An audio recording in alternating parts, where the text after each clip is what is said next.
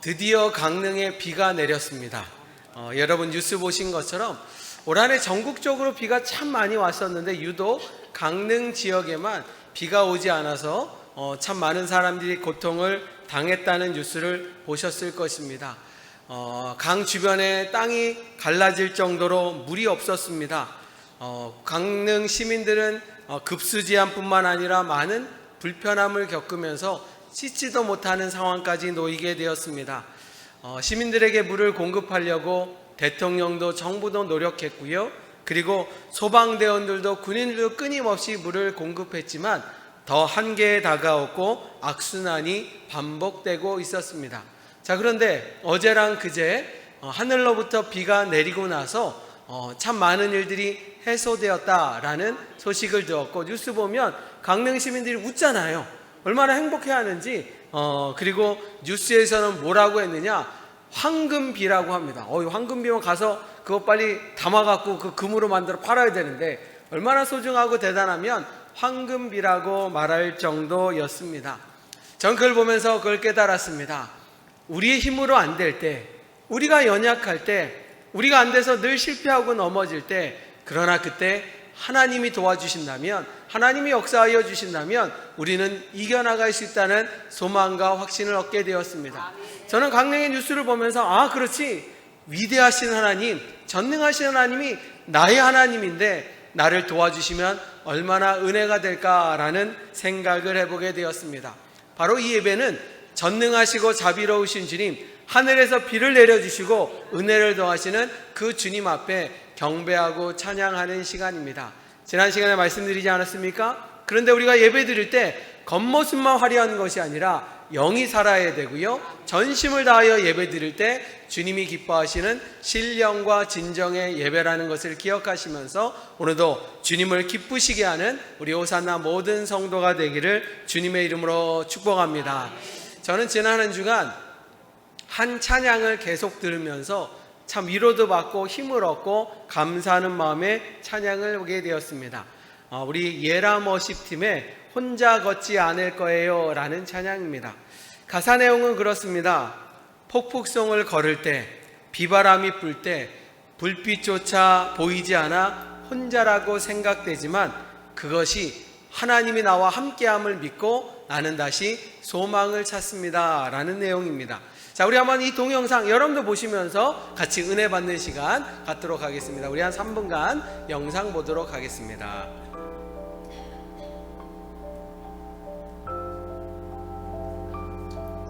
화면이 저도 나오는데 저 안 나오게 해주세요. 그대 폭풍 속을 걷고 있을 때, 비바람을 마주해야 할 때, 불빛조차 보이지 않아도 그대 혼자 걷지 않을 거예요. 두려움 앞에서 하늘을 보아요. 외로운 그대여 걱정 마요. 꿈꾸는 그 길을 또 걷고 걸어요. 그대 혼자 걷지 않을 거예요. 그대 폭풍 속을 걷고 있을 때, 비바람을 마주해야 할 때, 빛조차 보이지 않아도 그대 혼자 걷지 않을 거예요. 두려움 앞에서 하늘을 보아요. 외로운 그대여 걱정 마요. 꿈꾸는 그 길을 또 걷고 걸어요. 그대 혼자 걷지 않을 거예요. 폭풍 속을 걷고 있을 때, 비바람을 마주해야 할 때,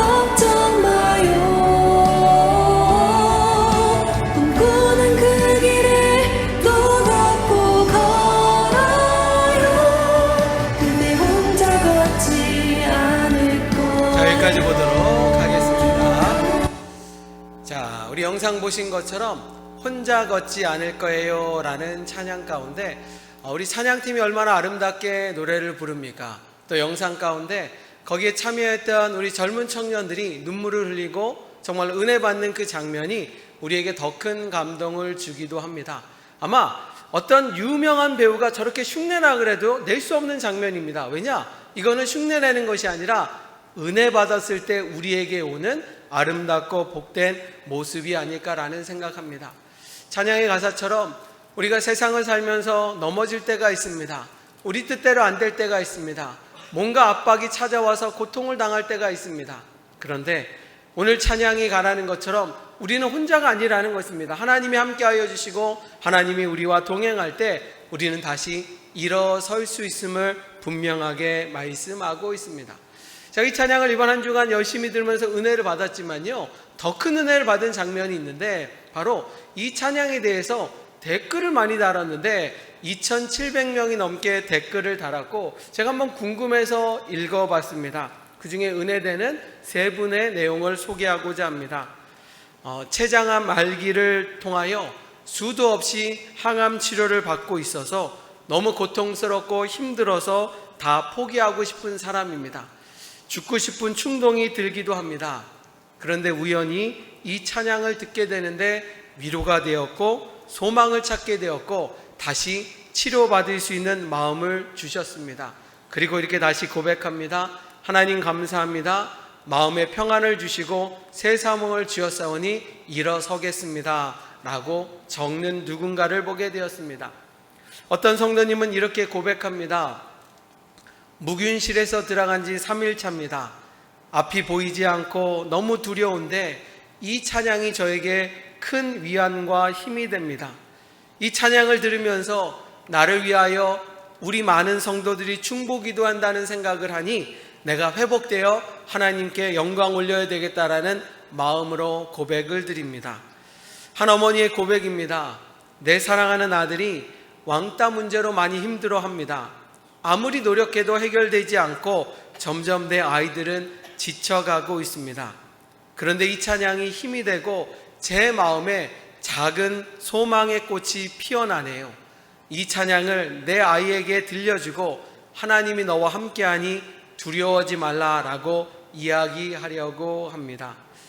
우리가 주변을 들어보면요, 다 평안한 것 같고 다 그냥 멀쩡한 것 같지만 그 속내와 그 마음은요, 썩어져 가고 힘들어하는 사람이 참 많이 있습니다. 그래서 우리나라가요, 자살공화국이라는 걸 알고 계십니까? 하루에도 5, 60명이 자살한다. 그런데 전문가들은요, 자살한 사람이 5, 60명이면 자살을 시도하는 사람은요 10배, 100배는 된다는 겁니다. 하루에도 죽겠다라고 하는 사람이 500명, 1000명이 넘는 우리나라의 현실 가운데 얼마나 속상하고 얼마나 마음 아픈 일이겠습니까? 그런데 그렇게 어렵고 힘들 때 누군가가 손잡아 준다면, 누가 위로해 준다면 우리는 조금 견딜 수 있지 않겠습니까? 그런데 주님이 말씀하시고 있습니다. 내가 너와 함께 할 것이라고. 너는 외로운 자가 아니라고 성경은 말씀하고 있습니다. 사랑하는 성도 여러분, 저는 오늘 예배가요, 그런 예배가 되기를 원합니다. 여러분들이 오늘 올 때는 그냥 멋지게 오고요, 정장을 차려입어서 아무것도 모르는 거, 주변 사람은 여러분의 속마음을 모르지만 주님은 여러분들의 마음을 아시고 위로한다는 사실을 기억하여 주시고, 오늘 이 예배가 하나님께는 영광이요 여러분들의 위로와 평강, 세심을 없는 그런 아름다운 예배가 되기를 주님의 이름으로 축원합니다. 저는 말씀을 준비하면서 저 자신을 생각해 보는 와중에 저는 성경 인물에 대해서 한번 생각해 보았습니다. 일평생 살아가면서 하나님의 마음을 담고 한결같이 살아가는 신앙생활이 어려운데 우리 성경 인물들은 어떻게 살아왔을까라고 할 때 가만히 생각해 보니까 아브라함도, 야곱도, 요셉도, 다윗 왕도 그 험난한 여정 가운데서도 믿음을 포기하지 않았다라는 것입니다. 성경 인물을 보세요. 항상 평안했나요? 항상 형통했나요? 그렇지 않습니다. 전쟁의 아픔이 있었고요, 넘어지고 쓰러질 때도 많았습니다. 가족의 비참한 이야기를 통하여 슬퍼하는 이야기도 많이 있습니다. 가난과 굶주림에 대한 이야기도 많이 나와 있습니다. 그러나 그 어려운 가운데 하나님의 손을 붙잡았던 그들은 끝까지 승리한다는 이야기가 성경의 이야기이기도 합니다. 성경 인물 가운데는요, 최고의 지도자로요, 완벽할 정도로 대단한 인물들도 있습니다. 아마 구약에 누구냐 하면 모세라고 말할 수 있습니다.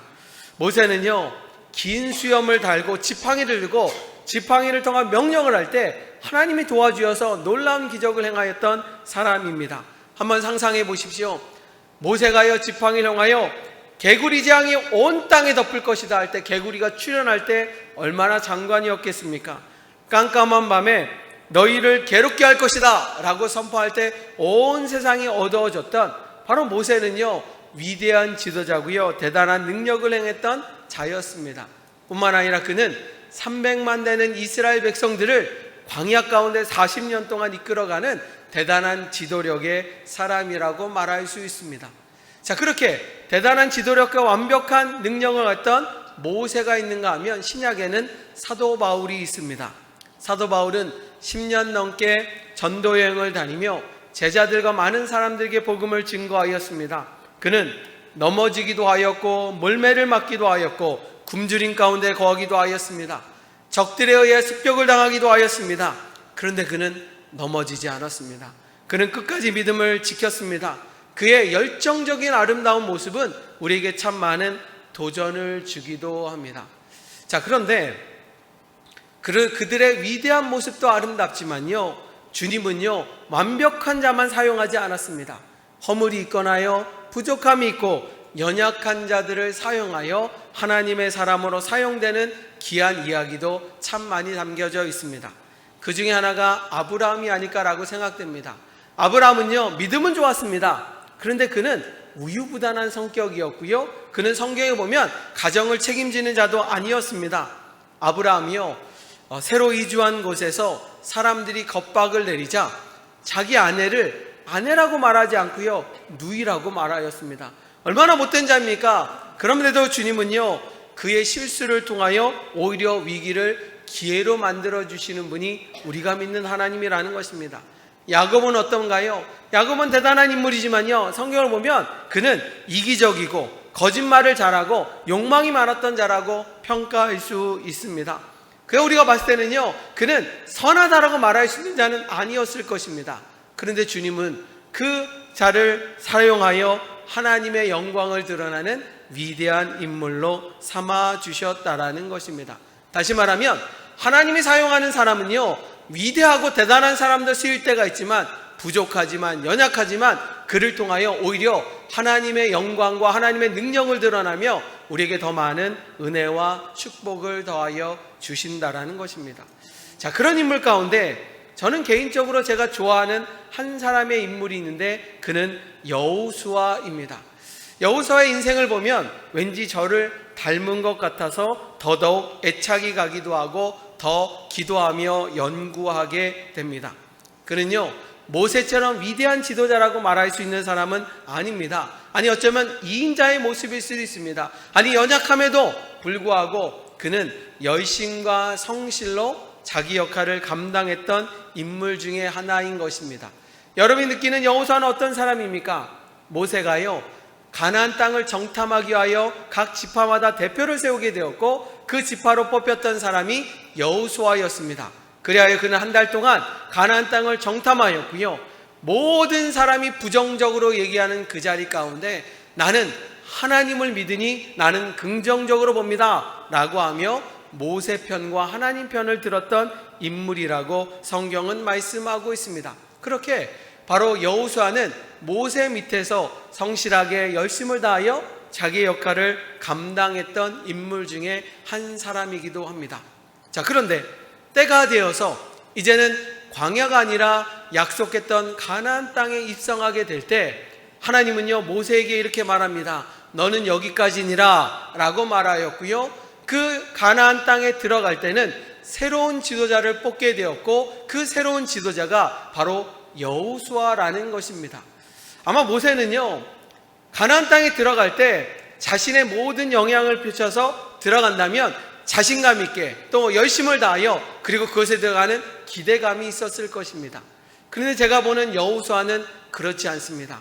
하나님이요, 민족의 지도자를 세워줄 때 감사한 것이 아니라 두렵습니다, 못하겠습니다, 안 할 것입니다 라고 말했을 가능성이 훨씬 더 많았다라는 것입니다. 왜냐하면 그는 지도자이기보다는 밑에서 성실하게 일할 수 있는 사람이었기 때문입니다. 하지만 주님은요, 여호수아를 통하여 하나님의 역사를 이루길 원하였고요, 아니 부족한 그를 통하여 하나님의 영광과 능력을 드러내기 위한 하나님의 또 다른 방법이라고 성경은 우리에게 가르쳐주고 있습니다. 바로 오늘 본문 여호수아의 내용이 새로운 지도자를 뽑아 하나님의 약속을 이루시는 복되고 아름다운 이야기라면, 자, 그렇다면 우리는 신학적으로요, 창세기부터 정말로 신명기까지를 모세오경이라고 말합니다. 즉 다시 말하면 모세에 대한 이야기, 모세의 영향력이 있는 이야기라면, 그러면 여호수아는 모세오경과 독립된 이야기냐라고 말할 때 그렇지 않습니다. 자, 같이 읽어볼까요? 여호수아 1장 1절의 말씀 같이 한번 읽어볼까요? 같이 한번 읽습니다. 시작. 여호와의 종 모세가 죽은 후에 여호와께서 모세 수종자 여호수아에게 말씀하여 이르시되. 아멘. 이왕이면 모세를 더 나이를 연장시켜서 가나안 땅 정복까지 하면 좋겠는데, 하나님은요, 모세는 거기까지라고 말씀하셨고 새로운 지도자 여호수아를 세웠다라는 것입니다. 자, 횃불 트리니티 신학대학원 교수님이신 김윤희 교수님이요, 여호수아가 쓰여진 이야기에 대한 목적에 대한 것 가운데 이야기를 하는데, 첫 번째는 하나님의 역사는 끊어지는 것이 아니라 이어진다라는 것입니다. 위대한 지도자 모세로 끝나는 것이 아니라 하나님은 새로운 지도를 통하여 하나님의 인도하심을 계속해서 증거하기 위하여 여호수아가 쓰여졌다라고 말하고 있습니다. 두 번째는 무엇이냐? 하나님의 약속은 반드시 이루어진다라는 것입니다. 하나님의 약속이 멈춰서는 것이 아니라 그 일이 이루어질 때까지 새로운 자를 세워서라도 하나님은 그 일을 끊임없이 이루게 하신다라는 것이고요, 바로 새로운 지도자 여호수아를 세워서 그 놀라운 역사를 이루게 되는 이야기가 나와 있습니다. 근데 조금 전에도 말씀드렸잖아요. 모세가 그 일을 했다면요, 더 쉽게 할 수도 있었습니다. 그런데 주님은 왜 여호수아를 세웠는가? 아니, 여호수아는요, 너는 300만 되는 민족의 지도자가 되어야 된다 라고 할 때요, 여호수아는 겁이 났을 것입니다. 왜냐? 이스라엘 백성들이요, 착했을까요? 고집이 셌을까요? 자, 한번 물어볼게요. 여러분들이 알고 있는 성경에 보면 이스라엘 백성들이요, 착했습니까? 고집이 강했습니까? 고집이 강했습니다. 오죽하면 하나님이 목이 뻣뻣한 사람들아 라고 말할 정도로요, 저들은요, 하나님의 말씀도 모세 이야기도 잘 듣지 않고 자기 고집대로 살아온 자들이었습니다. 여호수아도 알고 있습니다. 그런 자들을 데리고 전쟁을 치러야 되고요, 가나안 정복을 해야 되고요, 수많은 일을 할 때 여호수아는 기쁨과 감사보다는 두려움과 걱정 가운데 마음이 분명히 불편했을 것입니다. 그런 마음을 알았던 주님이실까요? 오늘 주님이 여호수아를 새로운 지도자로 세우면서 분명하게 말씀하시는 것은 이런 내용입니다. 자, 같이 읽어볼까요? 여호수아 1장 5절에 보면 주님께서 여호수아를 향하여 이렇게 말씀하십니다. 여호수아 1장 5절 시작. 내 평생에 너를 능히 대적할 자가 없으리니 모세와 함께 있었던 것 같이 너와 함께 있을 것임이라. 내가 너를 떠나지 아니하며 버리지 아니하리니. 아멘. 이 얘기를 들었을 때요, 여호수아가 얼마나 위로함을 받았을까라는 생각을 하게 됩니다.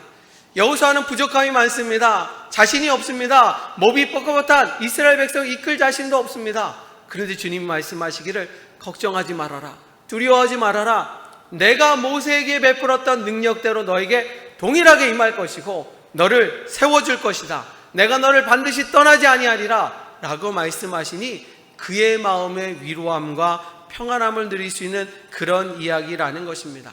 더더욱 감동적인 것은 무엇입니까? 하나님이 절대로 하나님의 약속이 이루어질 때까지 너를 떠나지 아니한다 라고 말할 때 얼마나 힘이 되겠습니까? 우리 믿음의 사람들이요, 왜 신앙생활하다가 넘어집니까? 다른 이유 아닙니다. 기도할 때는 뭔가 되는 것 같고 뭔가 이루어질 것 같은데 자꾸 이 일이 더뎌지기도 합니다. 기도 제목이 응답이 없습니다. 서서히 지쳐갑니다. 그러면서 우리 마음 가운데 균열이가 구멍이 나지 않습니까? 하나님이 계시는 거 맞을까? 하나님이 나 도와주는 거 맞을까? 라는 생각 가운데 우리가 실망과 좌절 가운데 넘어질 때가 있습니다. 한치 앞이 바라볼 수 없는 상황 가운데 때로는 실망하고 넘어지는 우리 모습 가운데 주님이 붙잡아 주시면 되는데 그러지 못하여 넘어질 때가 분명히 있습니다. 그런데 주님이요, 여호수아를 향하여 말하고 있습니다. 너는 혼자가 아니라는 것입니다. 내가 너와 함께 할 것이고 내가 절대로 떠나지 않을 것이고 모든 일이 이루어질 때는 너 곁에서 너를 도와준다고 하니 얼마나 감사한 일이겠습니까? 그러면서 주님은 여호수아 향하여 이렇게 말씀하십니다. 여호수아 1장 6절 우리 한번 같이 읽어봅니다. 여호수아 1장 6절 강하고 시작. 강하고 담대하라. 너는 내가 그들의 조상에게 맹세하여 그들에게 주리라 한 땅을 이 백성에게 차지하게 하리라. 아멘. 사실 내일부터 제가 기도원에 가는데 기도하고 싶은 게 있어서 갑니다. 저도요, 늘 충만하고 늘 하지만 제 마음 가운데 좀 답답할 때가 있습니다. 그래서 기도하러 갑니다. 목회자도요, 그런 마음이 들 때가 있습니다. 성도들도 그런 마음이 있을 때가 있습니다. 그런데 감사한 것은 제가 답답할 때 기도하면 된다라는 믿음을 가지고 기도원에 갈 수 있는 하나님의 은혜를 경험하기 위한 것이 감사라는 것입니다. 여러분도 마찬가지입니다. 살다 보면요, 넘어질 때가 있고요, 쓰러질 때가 있고요, 속상할 때가 있고요. 그럴 때 뭔가 주님이 나에게 증거를 보여주면 감사할 것 같은데 여전히 답답하고 속상할 때 마음의 상처를 받고 실망할 때가 있습니다. 그런데 주님이 뭐라고 말씀하냐? 두려워하지 말라는 것입니다. 쓰러지지 말라는 겁니다. 강하고 담대하라 라고 말씀하셨고, 이 얘기는 여호수아에게 말씀하는 것이 아니라 저와 여러분들이 주시는 은혜의 말씀이 되기를 주님의 이름으로 축원합니다. 하나님은 살아계시고요, 하나님 여전히 사랑하러 여러분 붙잡아 주신다는 그 믿음 가운데 은혜 받는 믿음의 성도가 되기를 주님의 이름으로 축원합니다. 그래서 실망하지 마십시오. 강하고 담대하십시오. 그리고 주님이 모세에게 임하였던 것처럼, 여호수아에게 임하는 것처럼 우리에게 역사하고 인도한다는 사실을 갖고 믿음으로 살아가는 우리 호산나 모든 성도가 되기를 주님의 이름으로 축원합니다. 자, 성도들이요, 가장 좋아하는 성경 구절이 뭘까? 제가 여러분에게 물어볼게요. 여러분 좋아하는 성경 구절 뭡니까? 아마 다양한 성경 구절을 이야기할 것입니다. 그런데요, 저도 여러 가지 성경 구절을 암송하고 좋아하지만요, 목회를 하면 할수록 더 좋아하고 다 다가오는 성경 구절은요, 이사야 41장 말씀이라고 봅니다. 이사야서는요, 이사야 시대가 아니라 100년 후에 일어날 이야기를 소개해 주는데, 지금 타락하고 향락 가운데 그리고 믿음이 붕괴된 저들 가운데 정신을 차려라, 그러지 않으면 100년 후에 끔찍한 일이 벌어진다라는 것을 알려주기 위하여 쓰여진 책이기도 합니다. 너희들이 정신을 차리지 않는다면, 신앙생활을 올바르지 않으면 바벨론이라는 강대국이 너희들을 다 쓸어버리고 모든 것이 멸망되고 끔찍한 일이 벌어질 것이다. 그런데 사람들이요, 듣지를 않아요. 사람들이 이사야 선지자 이야기를 듣지 않고 여전히 범죄하고 타락한 자리 가운데 놓이게 되었습니다. 그런데 주님은요, 그런 저들을 향하여 무조건 재앙과 심판과 파멸이 아니라 그럼에도 불구하고 남은 자들, 믿음을 지키는 자들, 하나님을 사랑하는 자들, 여전히 기도하는 자들 향하여 은혜와 평강의 말씀을 주셨는데, 그것이 바로 이사야 41장 10절의 말씀이라는 겁니다. 여러분들이 좋아하고 제가 좋아하는 성경 구절, 바로 이 말씀이 온전하게 이루어지기를 원합니다. 같이 한번 읽어볼까요? 이사야 41장 10절의 말씀입니다. 시작. 두려워하지 말라. 내가 너와 함께 함이라. 놀라지 말라. 나는 내 하나님이 됨이니라. 내가 너를 굳세게 하리라. 참으로 너를 도와주리라. 참으로 나의 의로운 오른손으로 너를 붙들리라. 아멘. 이 평안의 말씀, 위로의 말씀이 여러분들에게 승리의 말씀, 축복의 말씀이 되기를 주님의 이름으로 축원합니다. 주님은 그렇습니다. 위대한 누군가를 택하여 하는 것이 하나님의 뜻이 아니라, 하나님은요, 연약하고 부족한 저와 여러분들에게도 은혜를 베풀어 주시고 함께하여 주시고 그리고 승리케 하여 주신다고 말씀하여 주셨다라는 것입니다. 저는 말씀을 마무리하면서 혼자 걷지 않을 거라는 이 제목과 함께 이 말씀 결론을 어떻게 할까라고 하면서 다시 이 찬양을 또 한 번 들어봤습니다. 이 찬양을 들으면서 하나님, 우리 성도들과 저에게 주시는 마지막 결론의 말씀은 무엇입니까? 라고 이 찬양을 듣는데, 갑자기 저 가운데 예전에 몇 년 전에 제가 전했던 예화 하나가 떠올랐습니다. 그 얘기를 나누고 기도하는 시간을 가지려고 합니다. 어느 날 밤에 한 사람이 꿈을 꾸게 되었습니다. 꿈속에서 해변을 걷고 있는데 그 해변은 단순한 해변이 아니라 자신의 어렸을 때부터 지금까지 인생의 모든 것이 지나가는 그런 장소였습니다.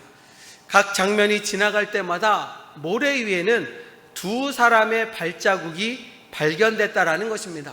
그런데 보니까 하나는 나의 발자국이었고 또 하나는 예수님의 발자국이었습니다. 자신이 여기까지 올 수 있었던 것은 자신의 능력이 아니라 하나님이 지금까지 나와 함께 하여 주었고 나를 붙잡아 주시는 은혜라는 것 가운데 감동의 시간을 보내고 있었습니다. 하나님이 여기까지 이렇게 도와주고 여전히 나와 함께 하는 것에 대한 믿음의 확신을 얻게 되었습니다. 자, 그런데 한참을 가다 보니까 갑자기 두 사람의 발자국이었는데 한 사람의 발자국으로 바뀌는 겁니다. 그래서 그때를 상황을 해보니까 내가 가장 외로웠을 때, 가장 실패하여 넘어졌을 때, 절망적으로 속상하게 하고 있을 때, 그때는 주님의 발자국이 없는 거예요. 그래서 한 사람의 발자국인 곳에서 이 청년이요, 예수님한테 따져 물었습니다. 예수님, 그동안 어렸을 때부터 늘 저와 함께 하셨는데 왜 슬플 때, 왜 괴로울 때, 왜 속상할 때 주님은 내 곁에 계시지 않았습니까? 그래서 너무 힘들었습니다. 그래서 어려웠습니다. 라고 고백하여 때 예수님이 이렇게 말합니다. 사랑하는 아들아, 내가 너를 떠난 적이 한 번도 없느니라. 왜 발자국이 하나? 그것은 뭐냐?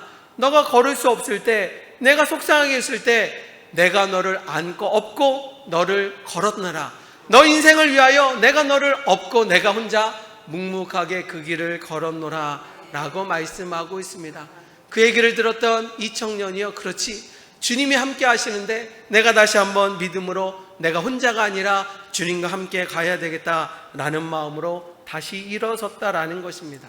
사랑하는 성도 여러분, 여러분들의 오늘 신앙 상태의 모습은 어떠십니까? 무슨 일로 넘어졌습니까? 쓰러졌습니까? 기억할 것이 있습니다. 내가 발버둥치다고 일어설 수 없습니다. 내가 열심을 한다고 될 수도 없는 상황이 많습니다. 주님이 우리와 함께 한다는 사실을 기억하시면서 주님의 손을 꼭 붙잡기를 원합니다. 주님과 함께 동행하기를 원합니다. 주님이 우리와 인도하신다는 것을 기억하시면서 두려워하지 말라. 강하고 담대하라. 내가 너와 함께 할 것이다. 그리고 너와 늘 동행한다는 그 믿음을 기억하시면서 우리 함께 믿음의 길을 걷는 우리 오산나 모든 성도가 되기를 소망하며 이 시간 함께 눈을 감고 기도하겠습니다.